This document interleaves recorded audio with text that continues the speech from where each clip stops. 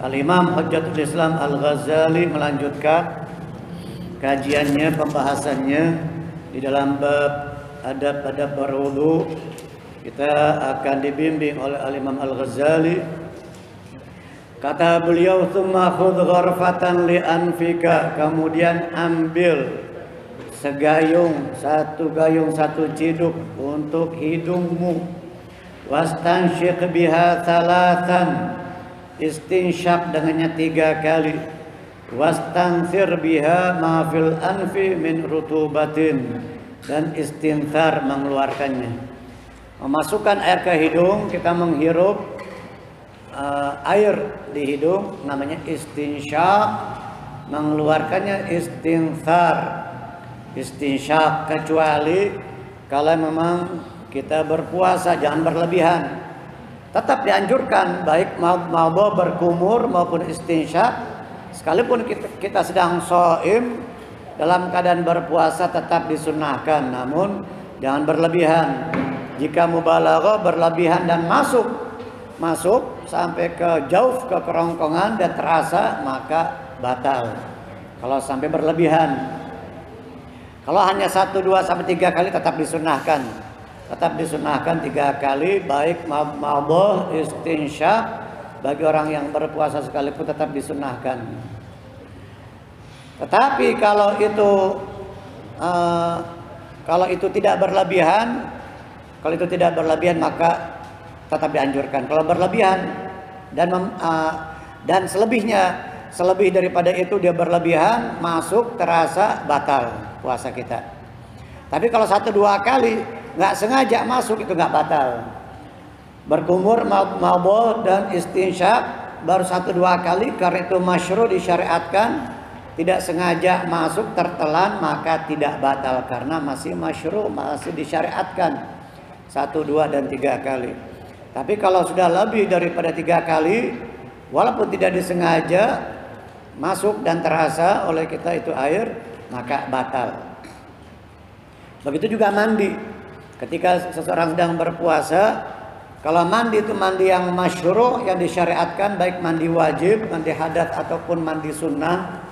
Seperti ketika hendak sholat Jumat, baik mandi wajib atau mandi sunnah, tidak sengaja tertelan air atau masuk air, baik ke dalam mulut tertelan atau ke dalam hidung atau lewat telinga, tidak sengaja, maka tidak batal.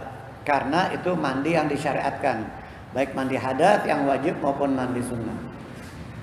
Tetapi kalau mandinya cuman adem-ademan, dingin-dinginan, litabrid, bukan mandi yang disyariatkan, bukan mandi wajib, bukan mandi sunnah, lagi sedang-sedangnya tengah hari gitu, bulan puasa, dia sedang berpuasa dan musim panas, subhanallah, apalagi di timur tengah sana, puasa di musim panas luar biasa terasanya. Maka ketika itu dia biar adem, enak, sejuk, dia mandi. Gak sengaja tertelan, batal puasanya, karena itu bukan mandi yang disyariatkan, bukan mandi wajib atau mandi sunnah, hanya mandi untuk dingin-dinginan, adem-ademan gitu. Ya maka sekalipun tidak disengaja air masuk lewat hidung, lewat mulut, lewat telinga, maka batal. Tadi yang pertama, kalau mandi yang disyariatkan, mandi yang masyru', tertelan tidak sengaja, maka tidak batal. Nah begitu juga ketika berwudu, orang yang berpuasa berwudu tetap disunahkan mabuk, berkumur dan memasukkan air ke hidung, menghirup, itu istinsyak, tetap disunahkan, asal jangan mubalaghah berlebihan. Wastanthir biha ma fil anfi min rutubatin. Kau keluarkan air, istinsyak memasukkan, menghirupnya dan mengeluarkannya istinthar. Keluarkan ma fil anfi min rutubatin, keluarkan dari yang ada di dalam hidung, min rutubatin, lendir-lendir, ingus dan sebagainya yang ada di hidung dikeluarkan, dibersihkan.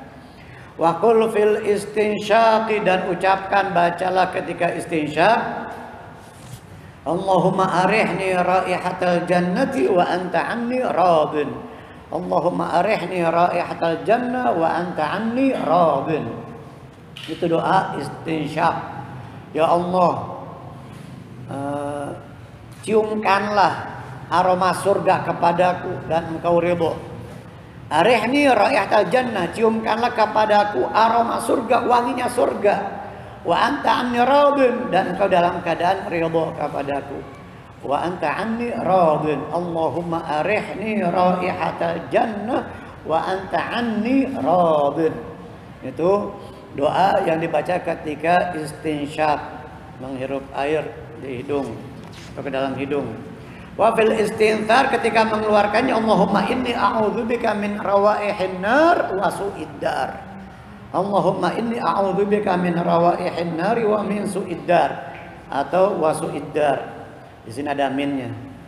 Di kitab yang lain, Allahumma inni a'udzubika min rawaihin nar wa su'id dar, langsung. Enggak ada minnya, tidak ada kata atau huruf min. Tapi di sini diulang minnya. Min rawaihin nar wa min su'id dar. Ya Allah, aku berlindung kepadamu dari baunya neraka. Wa min su'id dar, dan dari tempat yang buruk, tempat yang akan dihuni oleh seseorang nanti di akhirat. Ada yang buruk, yang jelek, itu neraka. Wa min su'id dar, keburukan tempat, tempat yang buruk, tempat yang jelek, tempat yang mengerikan.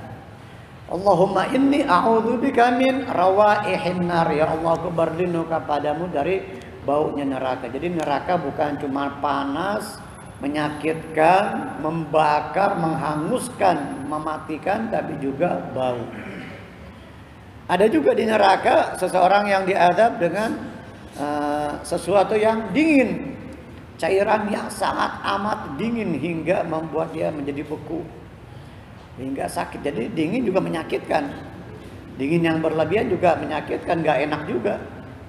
Kalau hanya dinginnya sejuk, hanya 10 derajat, 20 derajat, enak itu.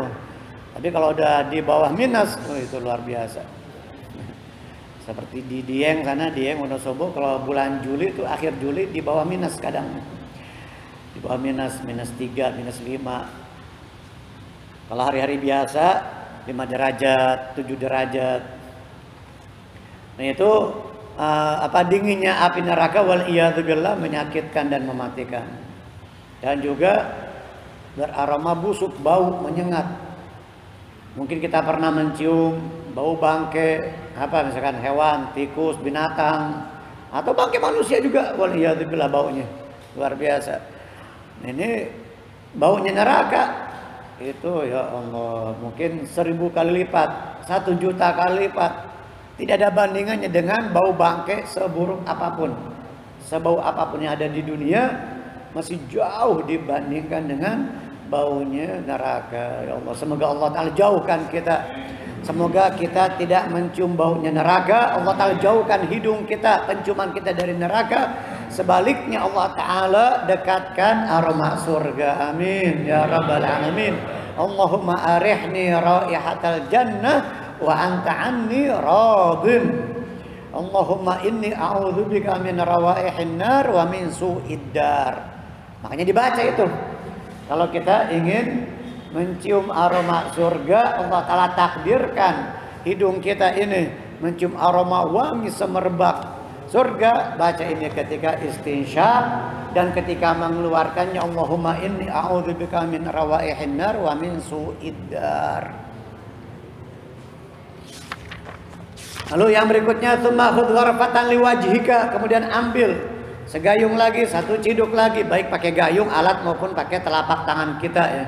Gharfatan liwajhik, gharfah 1 ciduk, 1 centong. Faghsil biha min mubtada'i tasthihil jabha, maka basuhlah dari ini pertama, dari tempat pertama permulaan dahi, tempat tumbuhnya rambut yang paling atas tuh.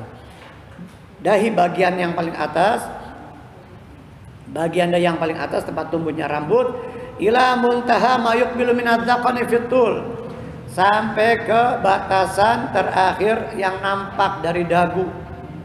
Dan nampak dari dagu bagian bawah. Ini panjangnya. Panjangnya wajah itu dari tempat tumbuhnya rambut sampai ujung dagu, zakon, dagu. Itu fitul panjangnya. Wa minal udhuni ilal udhuni fil ardi, dari telinga ke telinga, fil ardi, lebarnya. fil ardi, lebarnya dari telinga ke telinga, sementara panjangnya dari tempat tumbuhnya rambut sampai ke dagu.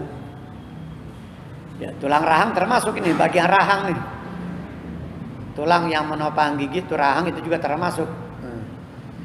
Ini al-lahyain, tulang, kedua tulang rahang dan sampai ke dagu. Ini panjangnya dari tempat tumbuhnya rambut, ujung dahi paling atas, dahi atau jidat, jabhah, dahi atau jidat.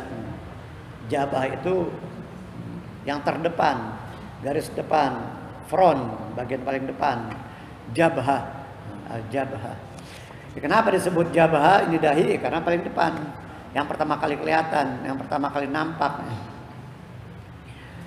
Wa ausil ma'a ila mawdi' tahdhif, subhanallah, wajah ya.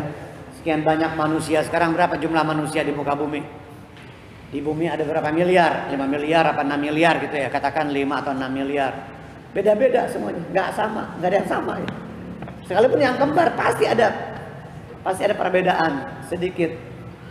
Mungkin yang satu ada tai lalatnya, yang satu kagak, yang satu agak kecil matanya, yang satu agak belok gitu. Mungkin yang satu telinganya agak besar caplang, yang satu lagi kembarannya enggak, biasa sedang, ada aja. Atau mungkin hidungnya, dahinya, atau bintik-bintik di wajahnya, itu pasti ada perbedaan sekecil sedikit apapun.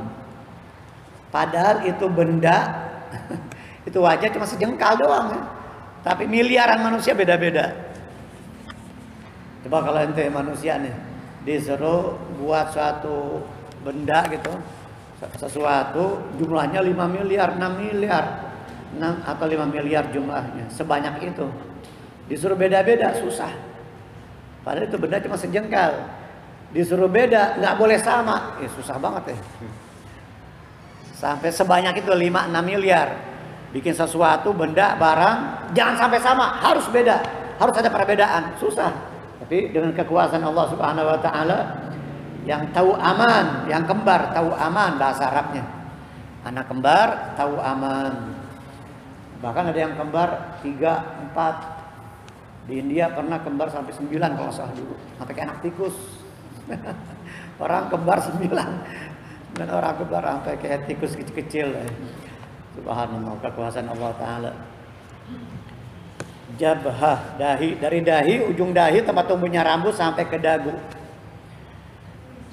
Wajah atau muka. Jadi dalam bahasa Indonesia juga disebut wajah. Bahasa Arab wajhun, wajah. Wa ausil ma'a ila mawdhi'at tahdhif wa huwa ma ya'tadu nisautan hiyata sya'ri anhu ma baina ra'sil udhuni ila zawiyatil jabin. Ma baina ra'sil udhun, antara telinga sampai zawiyatil jabin, sampai ke pelipis. Sampaikan air, wa ausilil ma'a ila mawdhi'at tahdhif, sampaikan air ke tempat yang bernama tahdhif. Apa itu tahdhif? Wa huwa ma ya'tadun nisa'u tanhiyata sya'ri anhu, yang biasa dilakukan oleh perempuan, oleh wanita, yang biasa wanita melakukannya. Tanhiyata sya'ri, menguraikan rambutnya, yang biasa wanita menguraikan rambutnya. Apa itu? Di mana itu posisinya? Ma baina ra'sil udhun, antara ujung telinga sampai ila zawiyatil jabin, sampai ke pelipis. Nih, sampai ke pelipis, antara sini nih, di sini nih. Namanya mau dia tahdhif, ini yang namanya tahdhif. Antara ini kan pelipis. Pelipis itu kan antara ujung mata sampai ke telinga, di pelipis ya. Jadi di atas telinga, antara telinga dan pelipis, itu namanya tahdhif. Jangan lupa tuh, sampaikan air ke sini, ke bagian yang buat cambang, cambang laki-laki, di atasnya cambang. Itu yang biasa mungkin kalau orang wudhunya terburu-buru, tergesa-gesa, bisa tertinggal bagian itu, bisa tidak terkena air. Makanya jangan buru-buru, harus hati-hati ketika berwudhu. Jangan buru-buru, jangan kayak capung cebok ya. Jangan buru-buru, kita perhatikan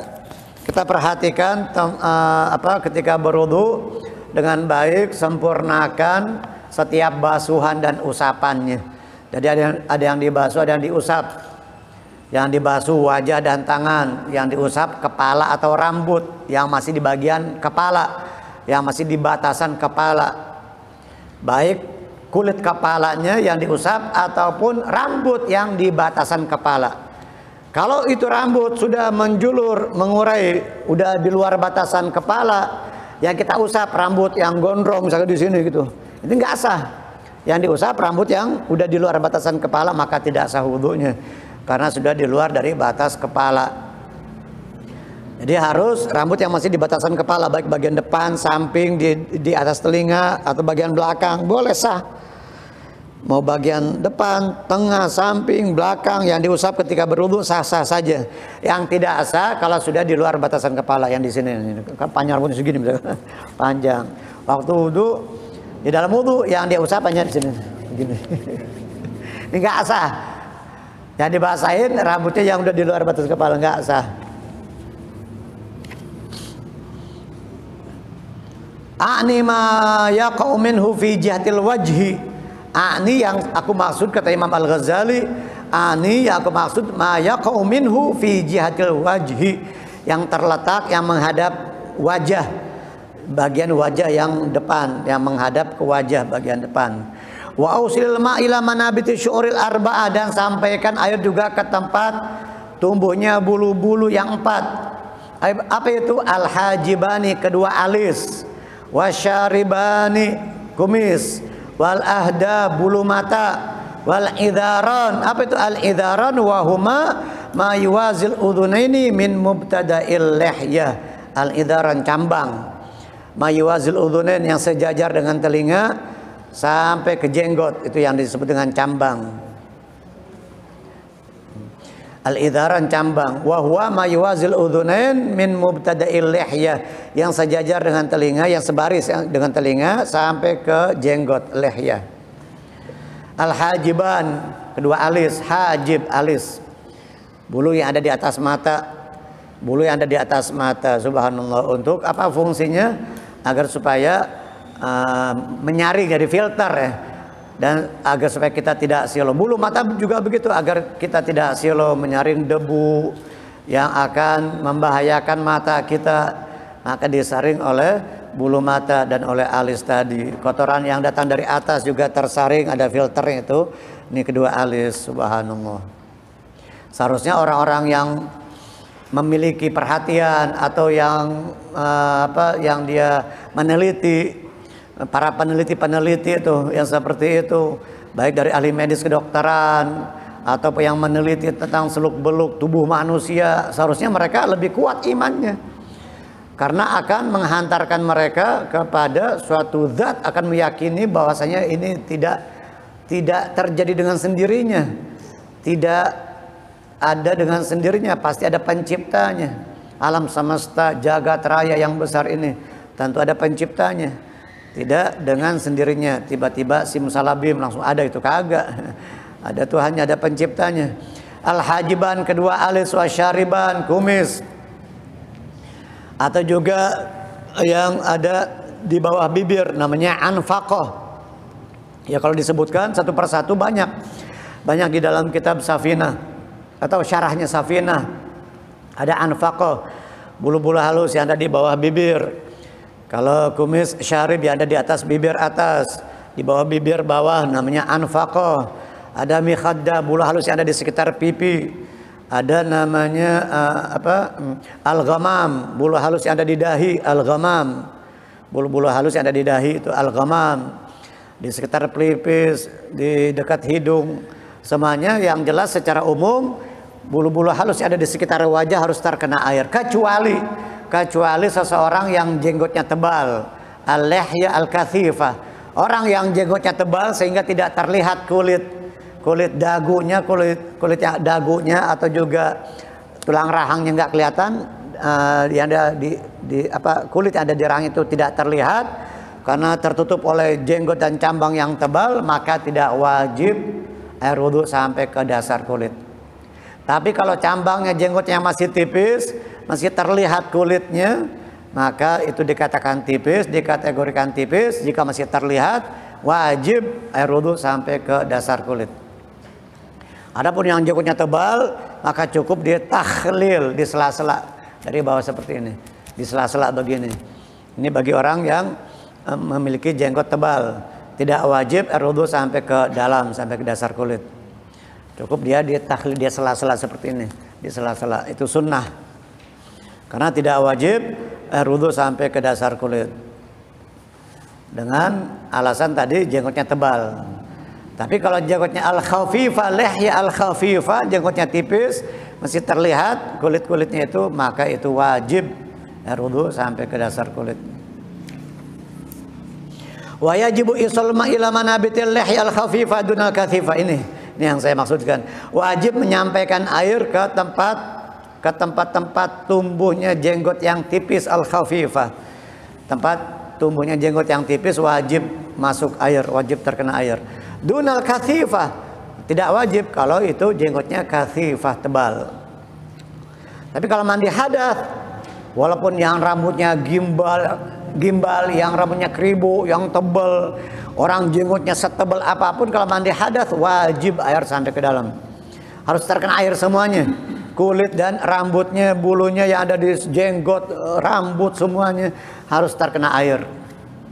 Harus terkena air semuanya kalau mandi hadas. Tapi kalau tadi wudu, jenggot yang tebal tidak wajib air sampai masuk ke dasar kulitnya.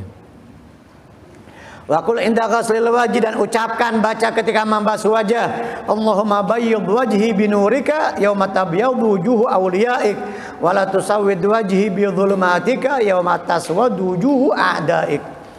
Ya Allah, putihkanlah wajahku, bayyid wajhi, putihkanlah, bersihkanlah wajahku dengan cahayamu ketika putihnya, bersihnya wajah para kekasihmu.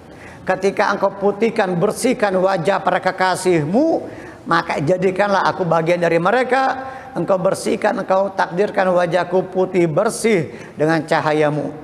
Wala tusawwid wajhi bi dhulumatika, jangan kau gelapkan wajahku dengan kegelapan darimu ketika gelapnya wajah para musuhmu.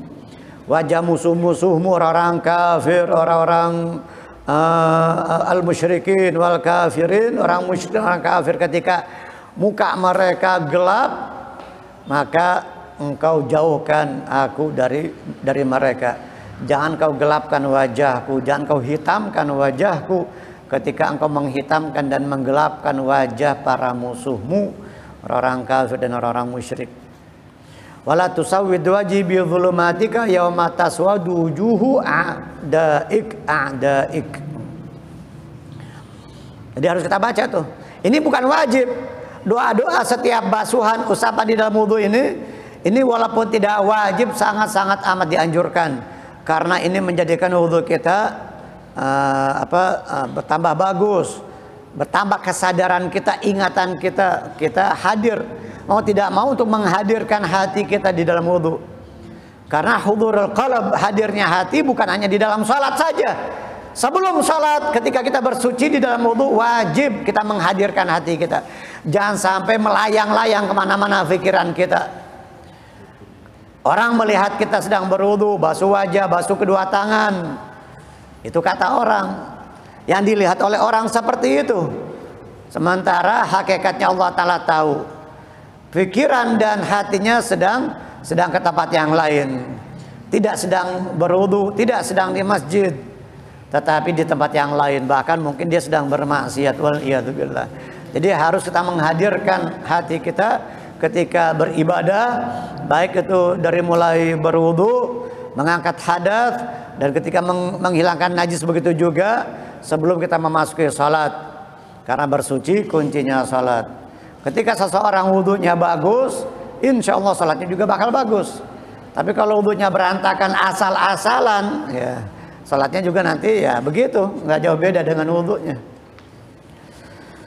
La ilaha illallah, la ilaha illallah. Allahumma bayyid wajhi binurika, Allahumma bayyid wajhi binurika yauma tabyaddu wujuhu awliyaik wa la tusawwid wajhi bi dhulumatika yauma taswaddu wujuhu a'daik.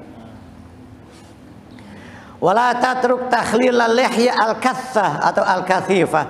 Jangan kau tinggalkan, ini sunnah, takhlil, mensela-sela jenggot yang tebal. Al-lihya al-kathah atau al-kathifah. Wala tatruk takhlilal lihyah al-kathah atau al-lihyah al-kathifah. Jangan kau tinggalkan di mensela-sela jenggot yang tebal, sunnah tadi itu. Tsumma ghsil yadakal yumna tsumma yusra, kemudian setelah membasuh wajah, berikutnya fardunya wudu adalah membasuh tangan, kedua tangan dari mulai ujung jari sampai ke siku. Jadi afdalnya sunnahnya membasuh tangan itu dari ujung jari, bukan dari sini. Bukan siku duluan tapi dari ujung jari begitu. Dari ujung jari ke siku itu sunnahnya afdalnya ketika membasuh tangan di dalam wudu. Tsumma ghsil yadakal yumna, kemudian basuhlah tanganmu yang kanan, tsummal yusra, kemudian yang kiri. Kanan dulu baru kiri sunnahnya. Kalau dibalik wudunya gimana? Ya tetap sah wudunya tapi makruh. Kenapa makruh? Dia mendahulukan yang kiri baru yang kanan. Sunnahnya adalah kanan dulu baru sebelah kiri. Nabi itu yuhibbut tayamuna fi sya'nihi kulli. Nabi suka tayamun. Apa tayamun? Dari kata yamin, yamin artinya kanan. Nabi suka mendahulukan bagian yang kanan, pakai sendal kanan dulu baru kiri, pakai baju lengan kanan dulu baru lengan kiri. Tapi kalau ngeluarinya nyopotnya kiri dulu. Pakai baju lengan kanan baru lengan kiri. Nyopotnya kiri dulu baru kanan. Pakai celana gitu juga. Pakai celana kanan dulu baru kiri. Nyopotnya kiri dulu baru kanan. Nah ini ada adabnya, ada sunnah-sunnahnya begitu tuh. Ya mungkin selama ini masa bodoh yang penting keluar. Ya selama ini mungkin begitu ya. Selama ini pokoknya yang penting copot. Ya. Apalagi buru-buru kebelet. Nggak peduli yang kanan, yang kiri, atau dua-duanya langsung mungkin. Dua-duanya langsung. Tapi orang-orang saleh, para aulia nggak begitu. Walaupun mereka sedang sakit, ada ulama besar, gurunya Habib Umar. Gurunya Habib Umar bin Hafidh, Habib Ibrahim bin Agil bin Yahya, Mufti Ta'iz, kota Ta'iz di Yaman Utara. Beliau seorang ulama besar, waliullah, udah tua, lagi sakit. Ya kalau menurut kita sih udah tua gitu, udah ulama, udah luber pahalanya. Dari kecil ilmunya udah luas, luar biasa lautan. Ibadahnya udah banyak. Tapi beliau ketika sudah sepuh, lagi sakit, mau wudu, dising-singkan lengan bajunya sama seseorang yang akan membantu beliau ketika hendak berwudu, entah dari keluarganya atau muridnya gitu. Jadi yang dising-singkan lengan kanan dulu, langsung ditegur sama beliau, kiri dulu katanya. Jadi cara menggulung lengan baju tuh yang kiri dulu, gulung lengan baju yang kiri dulu, baru yang kanan. Ente kan nggak tahu begitu, baru tahu sekarang tuh ya, baru tahu sekarang. Sunnahnya menggulung lengan baju tuh kiri dulu baru kanan. Nanti wudunya yang kanan. Innalillahi wa inna ilaihi raji'un. Apa itu, handphone jatuh? Hah? Apa? Kursi. Oh, kalau handphone berarti mau beli lagi tar yang baru. Kursi. Jadi cara menyingsingkan lengan baju, menggulung lengan baju yang kiri dulu baru yang kanan. Nanti pas wudu kanan dulu baru yang kiri, tapi menyingsingkannya yang kiri dulu. Sampai seperti itu. Sampai hal-hal yang kelihatannya sepele, kelihatannya kecil seperti itu, beliau nggak mau menghilangkan atau menyepelekan sunnah, atau luput dari beliau pahala sunnah Nabi. Subhanallah. Udah sepuh, ulama besar, udah luber pahalanya, ibadahnya, ilmunya udah lautan. Ketika akan berwudu, maka beliau menyuruh untuk lengan kiri dulu yang dising-singkan.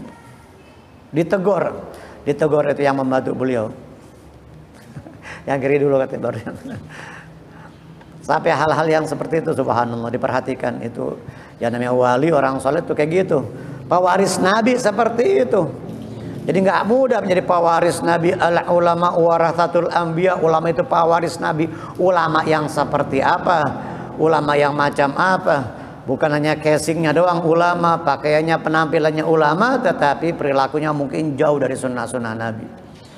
Apalagi mungkin zaman sekarang di waktu Jumat, sholat Jumat, la khatibnya wala imamnya nggak perhatian sama sunnah-sunnah Nabi. Khatib dan imamnya pakainya berwarna, bukan pakai pakaian putih.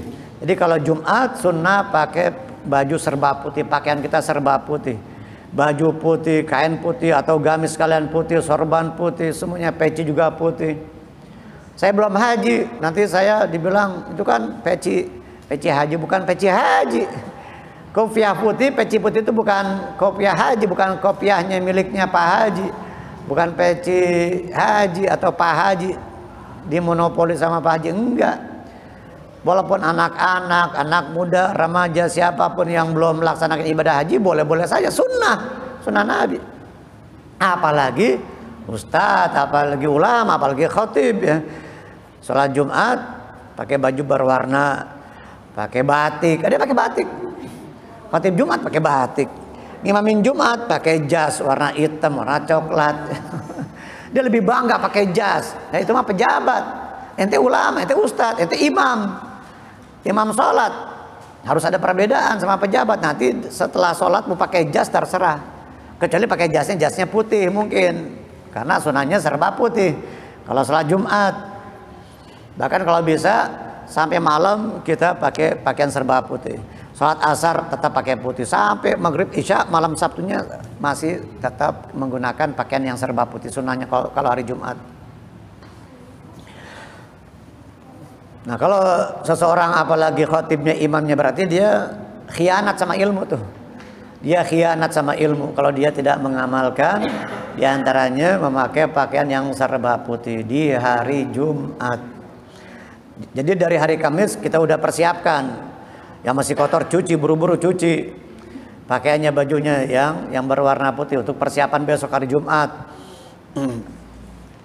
Nah ibu-ibunya begitu juga. Harus mempersiapkan baju buat suaminya, Bu.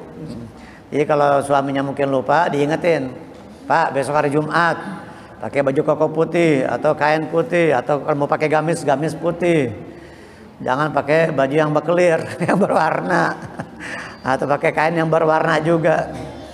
Nah sekarang banyak kain sarung yang putih, kain sarung yang berwarna putih untuk sholat Jumat ada. Tsummaghsil yadakal yumna tsummal yusra, kemudian basuhlah tanganmu yang kanan kemudian yang kiri. Tadi Nabi di dalam hadis Sayyidatuna Aisyah mengatakan kana Nabi sallallahu alaihi wasallam yuhibbut tayamuna. Yuhibbut tayamun, bukan tayammum. Tayammum beda lagi. Sebagai pengganti dari wudu, ini pakai nun ujungnya, tayamun dari kata yamin, kanan. Yuhibbut tayamuna fi sya'nihi kulli, di dalam segala keadaannya. Nyisir rambut juga sebelah kanan dulu. Nabi juga suka menyisir rambutnya. Yang disisir rambut bagian kanan baru yang kiri. Begitu juga. Di dalam wudhu begitu juga, mendahulukan yang kanan baru yang kiri, kecuali yang bisa dikerjakan bersamaan, seperti mengusap kedua telinga. Kalau usap kedua telinga langsung bersamaan, enggak yang kanan dulu baru yang kiri, enggak. Tapi berbarengan, bersamaan, kanan sama kiri bareng. Ngusap telinga. Basuh aja gitu juga, langsung, enggak yang kanan dulu. Terus pipi sebelah kiri, enggak. Tetap bersamaan. Itu karena itu bisa dilakukan dengan bersamaan, dengan secara bersama-sama, bareng, yang kanan sama yang kiri. Basuh wajah, ngusap telinga gitu juga bareng, kanan sama kiri, nggak dibedain, nggak dipisah. Tapi kalau yang dipisah itu basuh tangan yang kanan dulu baru yang kiri, basuh kaki yang kanan dulu baru yang kiri. Ini sunnah walaupun tidak wajib. Kalau ada orang basuh tangan kiri dulu baru kanan, ya tetap sah wudunya, tapi makruh karena menyalahi sunnah. Ma'al mirfaqaini ila ansafil adudain. Ma'al mirfaqaini beserta kedua sikunya. Mirfaq, tulang yang menyambungkan atau yang memisahkan antara lengan atas dan lengan bawah. Alladzi yafsul bainal adud, bainas sa'id wal adud. Bainas sa'id wal adud, antara lengan bawah dan lengan atas. Tulang pemisahnya itu namanya siku, mirfaq. Tulang yang memisahkan antara lengan bawah dan lengan atas, mirfaq, siku. Nah, siku dikatakan oleh para ulama, para fuqaha di dalam kitabnya, membasuh tangan ma'al mirfaqain. Ada sebagian kitab kalimatnya ilal mirfaqain. Ila sampai, ke atau sampai. Lebih tepat ma'a beserta. beserta kedua sikunya. Kalau dikatakan ilal mirfaqain, nanti orang basuh tangan tepat sampai di siku. Tapi kalau ma'a beserta sikunya berarti akan dilebihkan. Berarti dia melebihkan. Jadi jangan tepat di siku tetapi dilebihkan. Di atas siku, lebihkan dari batasan yang wajib. Ma la yatimul wajib illa bihi fahuwa wajib. Ada kaidah usul fikih, ma la yatimul wajib, sesuatu yang tidak sempurna yang wajib kecuali dengan sesuatu, maka sesuatu itu pun menjadi wajib. Ma la yatimul wajibu illa bihi fahuwa wajib. Maka jangan tepat hanya di siku tetapi dilebihkan lebih dari batas sampai ke pertengahan lengan atas, sampai ke pertengahan antara siku dan pundak, antara siku dan ketiak. Nah, itu di tengah-tengah sampai situ. Nah, basuhan atau usapan yang lebih dari batasan yang wajib pada wajah disebut al-ghurrah. Basuhan yang lebih dari batasan yang wajib pada tangan dan kaki disebut at-tahjil. Al-ghurrah wa tahjil. Tanda ciri umatnya Nabi nanti di akhirat, mereka bercahaya wajah, tangan dan kakinya, ghurran muhajjalin min atharil wudu. Wajah, tangan dan kaki mereka bercahaya umatnya Nabi Muhammad sallallahu alaihi wasallam. Karena apa? Karena bekas wudu tadi. Mereka melebihkan basuhan dari batasan yang wajib, dilebihkan. Dilebihin, bukan hanya batasan yang wajib sampai di batasan yang wajib saja tetapi dilebihin. Nah, di wajah sampai ke sini, sampai ke leher juga basuh juga. Tangan sampai ke pertengahan sini antara siku dan pundak. Basuh kaki bukan hanya sampai di mata kaki tetapi dilebihkan sampai ke pertengahan betis. Nah, sisa lebihnya dari basuhan tadi maka akan bersinar bercahaya nanti di akhirat. Ghurran muhajjalina min atharil wudu. Fainal hilyata fil jannah tablughu mawadhi'al wudu, karena perhiasan di surga nanti sampai di tempatnya wudu.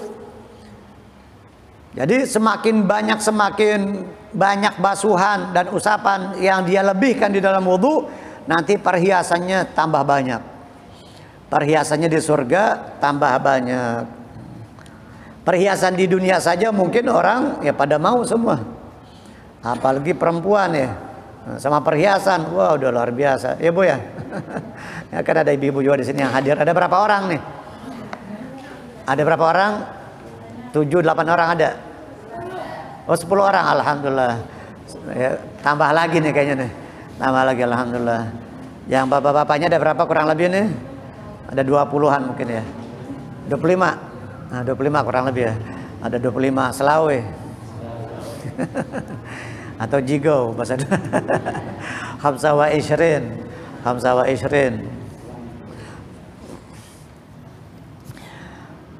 Fainal hilyata fil jannati tablughu mawadhi'al wudu. Jadi perhiasan al-hilyah, perhiasan di surga nanti akan mencapai ke batasan tempat-tempat wudu.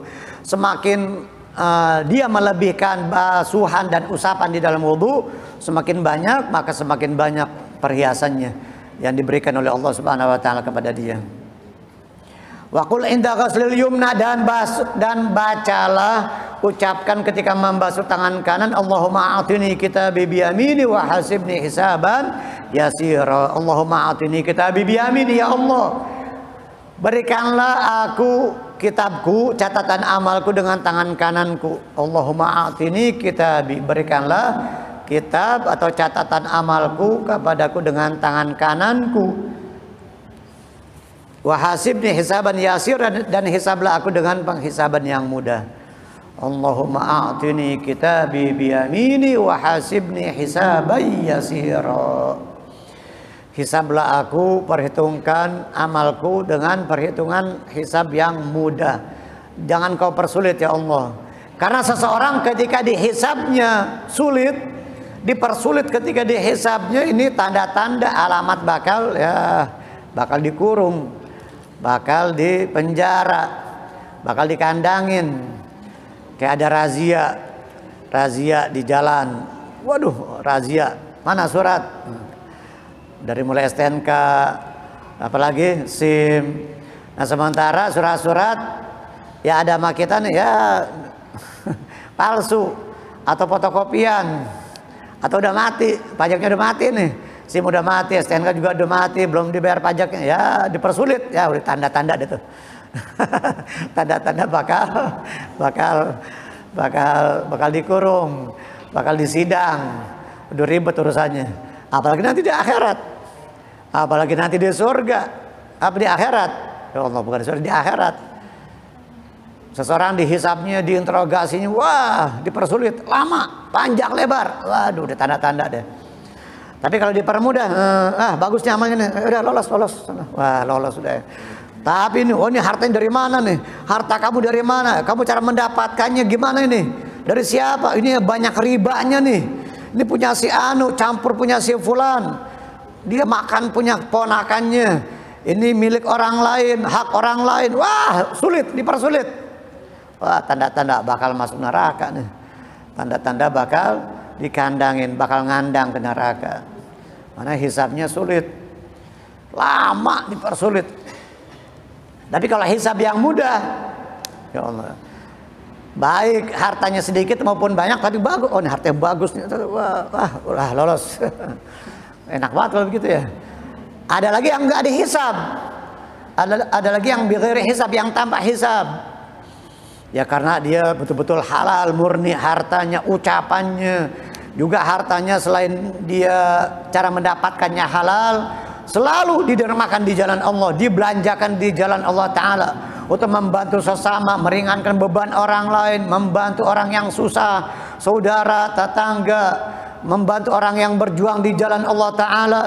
Wah, ini mah, wah, pahala semua nih. Udah lolos semua, udah cepat bawa seret ke surga, tuntun ke surga. Karena hisabnya mudah. Ada yang lagi tanpa hisab, langsung lolos. Yang tanpa hisab, Allahumma ja'alna minhum.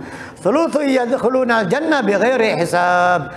Thuluthu yadkhuluna al-jannata bighairi hisab. Sepertiga umatnya Nabi ada yang masuk surga tanpa hisab. Sepertiga. Nabi SAW mengatakan ada 70.000 umatku yang masuk surga tanpa hisab. 70.000 ya, dikit banget. Kita nggak kebagian itu. Dia masuk surga tanpa hisab. Sahabat, sewaktu Nabi meninggal kan atau jumlah sahabat 124.000. Ini 70.000 yang tanpa hisab. Akhirnya Nabi minta lagi kepada Allah Ta'ala. Lalu Allah Ta'ala jadikan, ditambahkan setiap satu orang dari 70.000, 70.000. Jadi 70.000 kali 70.000 berapa tuh? 70.000 kali 70.000. 49 miliar. Apa 4 miliar 900 juta? 4 miliar 900 juta atau 49 miliar? 7 kali 7 49. 4 miliar 900 juta mungkin ya.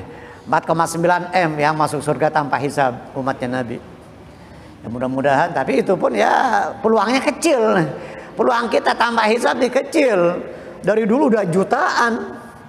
Udah jutaan para aulia, orang-orang saleh. Udah puluhan juta, ratusan juta nih. Bahkan udah miliaran juga mungkin. Ulama-ulama, wali-wali Allah Ta'ala, orang-orang saleh. Gak tahu kita termasuk apa enggak nih. Kita sih malu kita mau minta termasuk orang-orang yang tanpa hisab, yang masuk surga tanpa hisab. Kepengen banget, tapi kayaknya ya malu banget ya. Sadar, tahu diri kita, siapa kita nih. Masa kita masuk surga tanpa hisab, walaupun tetap kita berusaha meminta kepada Allah Ta'ala, namun tahu diri sepertinya kita ya nggak masuk nominasi nih. Kita tereliminasi kayaknya nih. Nggak masuk nominasi kita nih. Amal kita jelek begini, nggak punya ilmu, bodoh, banyak lalai, banyak dosa, banyak kekurangan, banyak berbuat salah kepada manusia, kepada si fulan, kepada orang, kepada keluarga, tetangga, saudara. Belum lagi kewajiban-kewajiban Allah Ta'ala mungkin kita banyak abaikan. Sunnah-sunnah Nabi apalagi jarang kita ngerjain, jarang kita ngamalin. Apa iya kita dimasukkan termasuk golongan yang masuk surga tanpa hisab, yang 70.000 kali 70.000, 4 miliar 900 juta. Tetap kita minta Allahumma ja'alna minhum, Allahumma ja'alna minhum. Allahumma a'tini kitabi biyamini wa hasibni hisaban yasira. Jawab pertanyaan dulu kali ya. Nabi bolehkah doa ketika berwudu dari tiap-tiap anggota tubuh dengan bahasa Indonesia? Boleh, nggak apa-apa. Boleh dengan bahasa Indonesia kalau bahasa Arabnya belum hafal. Bagaimana kulit kurban diberikan? Oleh diberikan oleh panitia kepada ustadz guru yang mengajar di masjid atau mushola, bolehkah atau tidak? Ya kalau memang dia bukan yang motong, boleh-boleh aja. Karena yang motong tidak boleh mendapatkan upah dari daging korban, baik dagingnya, kepalanya, kulitnya. Tapi kalau dia bukan yang motong, ya boleh dihadiahkan ke siapa aja, boleh dihadiahkan, diberikan kepada siapa saja korban. Bahkan korban ini kepada orang kaya pun, orang kaya yang pelit khususnya boleh, biar supaya dia malu. Masa saya tiap tahun nerima amul, kapan korbannya nih? Nerima amul, nerima kupon, padahal kita, ya Allah, padahal kita kaya nih, aduh malu ah. Akhirnya besok-besok jadi dia yang korban, jadi nggak nerima mulu. Bahkan sebagian ulama kepada orang kafir yang dia kepala suku, yang dia kira-kira dapat bisa dia tertarik dengan Islam, agar dia tertarik dengan Islam, agar dia simpati dengan Islam, kepada kepala orang kafir atau kepala suku yang non muslim boleh. Sebagian fuqaha mengatakan boleh. Tetapi sebagian lagi khusus untuk kepada kaum muslimin, korban itu. Daging korban diberikan kepada kaum muslimin. Nah, kepada siapapun, kepada guru, kepada ustaz, siapapun, ya boleh diberikan baik daging korban, kulit korban. Yang nggak boleh itu kepada yang motong. Yang motong ada upahnya sendiri. Yang motong jagal, yang motong harus ada upahnya sendiri. Jangan diambil upah itu dari daging korban. Mohon penjelasan apa itu Thariqah Qadariyah dan Naqsyabandiyah, Qadariyah dan Naqsyabandiyah. Syekh Bahauddin An-Naqsyabandi sama baik Qadariyah, Syekh Abdul Qadir Al-Jilani, Qadariyah bukan Qadariyah. Qadariyah Syekh Abdul Qadir Al-Jilani, ada Thariqah Tijaniyah, ada Thariqah ini dan itu banyak. Thariqah yang thariq itu artinya jalan untuk menempuh perjalanan menuju Allah Subhanahu wa taala. Jalan yang ditempuh oleh seseorang, di situ ada mursyidnya, ada pembimbingnya, ada yang menuntun, ada yang mengarahkan kita, guru kita sebagai mursyidnya. Tetapi tidak wajib, tidak harus masuk thariqah itu. Yang jelas kita beriman kepada Allah taala, belajar, dan kita memiliki guru, dengan guru yang betul-betul mumpuni ilmunya dan bersanad, ada silsilahnya, ada sanadnya kepada Rasulullah Sallallahu Alaihi Wasallam. Kita kerjakan dengan baik, dengan penuh iman, ikhlas karena Allah Taala, selesai, boleh. Tanpa kita masuk thariqah pun boleh-boleh saja. Tetapi ketika seseorang masuk dalam thariqah, di situ ada ikatan hubungan antara dia dengan mursyidnya, dengan gurunya, amalan-amalan, wirid, zikir tertentu yang dibaca setiap hari sekian, ada yang dibaca setiap selesai sholat fardu, ada yang dibaca sehari sekian kali. Jumlah bilangan zikir atau wirid-wirid tersebut ya boleh-boleh saja, sah-sah saja, bahkan bagus untuk mendekatkan dia kepada Allah, untuk taqarrub kepada Allah, untuk mendekatkan dia kepada para aulia, para salihin, dengan dia masuk thariqah, tetapi bukan suatu hal yang harus atau kewajiban. Kemarin pertanyaan malam Selasa yang lalu sudah ada ya, sudah. Apa ini tadi ya?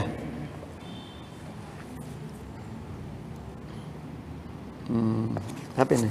Oh, ini udah. Oh, ini udah lama ini. Minggu lalu sudah semua. Udah semua ya, minggu lalu ya. Mungkin yang berkaitan dengan masalah wudu di sini, mungkin bapak-bapak ada yang mau bertanya langsung dengan tema yang berkaitan dengan tema yang sedang kita baca, kita bahas dari kitab Bidayatul Hidayah, khususnya yang berkaitan dengan wudu, sunnah-sunnah wudu atau adab-adab berwudu. Setelah berwudu nanti kita membaca doa. Asyhadu an la ilaha illallah wa asyhadu anna Muhammadar Rasulullah. Subhanakallahumma bihamdik asyhadu an la ilaha illa anta astaghfiruka wa atubu ilaik. Allahumma ij'alni minat tawwabin waj'alni minal mutatahhirin waj'alni min ibadikas salihin. Ditambahkan lagi oleh para ulama membaca ayat inna anzalnahu fi lailatul qadar 3 kali. Membaca ayat atau surah inna anzalnahu fi lailatul qadar 3 kali. Itu setelah doa wudu. Setelah doa berwudu membaca inna anzalnahu 3 kali. Habis itu ada sholatnya, sholat sunnatul wudu. Tapi sholat sunnatul wudu boleh digabung dengan qabliyah, dengan sholat duha dan sebagainya. Nah, banyak sunnah-sunnah wudu, baik yang kita sudah pelajari, yang kita sudah ketahui, maupun bahkan mungkin lebih banyak yang belum kita ketahui. Di antara sunnah-sunnahnya wudu. Kalau yang di sini tadi yang paling utama itu kita menghadap ke kiblat, bersiwak, membaca basmalah, sebelum memulai yang wajib membasuh wajah, membasuh kedua telapak tangan hingga ke pergelangan. Ini sebelum yang wajib wajah. Lalu apalagi membaca doa-doa, mau istinsyak, itu juga tadi sunnah. Berkumur, menghirup air di hidung, itu di antara sunnah-sunnah sebelum memasuki yang wajib membasuh wajah. Silahkan Bapak-Bapak, ada yang mau bertanya atau sudah jelas ini mungkin ya? Sudah jelas, semoga Allah Ta'ala melimpahkan taufiknya kepada kita, diberikan kesungguhan istiqamah untuk kita bersungguh-sungguh menjalankan sunnah-sunnah Nabi, khususnya di dalam wudu tersebut yang sudah kita ketahui. Semoga Allah Ta'ala limpahkan taufiknya yang sempurna kepada kita, kekuatan kesungguhan untuk melaksanakan sunnah-sunnah Nabi, menghidupkan sunnah-sunnah Nabi Muhammad SAW. Amin amin ya rabbal alamin. Allahumma ja'alna minal ladzina yastami'una qawla fayattabi'un ahsana. Allahumma ya rabbana ya karim judlana bin na'im bil walikut bil karim sadatina ahli tarim ya Allah bitaufiq hatta nufiq wa nalhaqul fariq ya rabbana tarafna bi annana qatarafna wa annana asrafna ala lagha ashrafna fatub alaina tauba taghsil likulli